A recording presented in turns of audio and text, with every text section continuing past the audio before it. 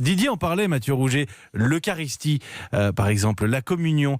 J'imagine qu'il y a plusieurs petites choses que vous allez devoir adapter aux gestes barrières pour organiser une messe aujourd'hui.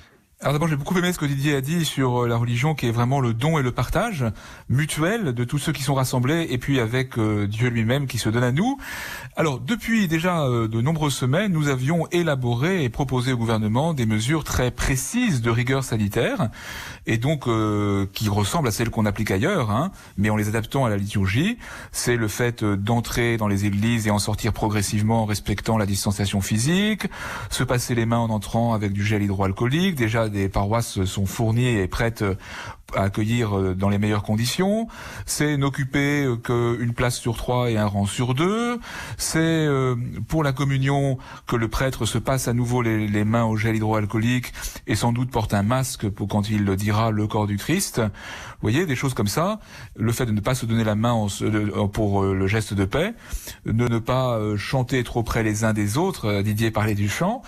Donc il y a des mesures que nous voulons appliquer de manière très rigoureuse parce que nous sommes partie prenante de la lutte contre la pandémie. Nous sommes dans une logique de grande responsabilité, mais en même temps, on doit pouvoir articuler la responsabilité et la prière partagée. Alors, on avait déjà eu l'occasion de se parler sur l'antenne d'Europe 1, Mathieu Rouget, de ce qu'était justement ce confinement, et vous me disiez préférer à l'époque, et cette expression m'avait marqué, préférer l'expression retraite collective plutôt que confinement.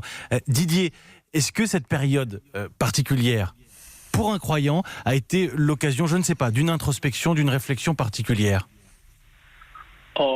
Oui, sans aucun doute, parce qu'on a quand même pu, la plupart du temps, enfin ça dépendait des conditions, mais on peut la plupart du temps avoir un tout petit peu plus de temps que d'habitude, ne serait-ce que par le gain des temps de transport.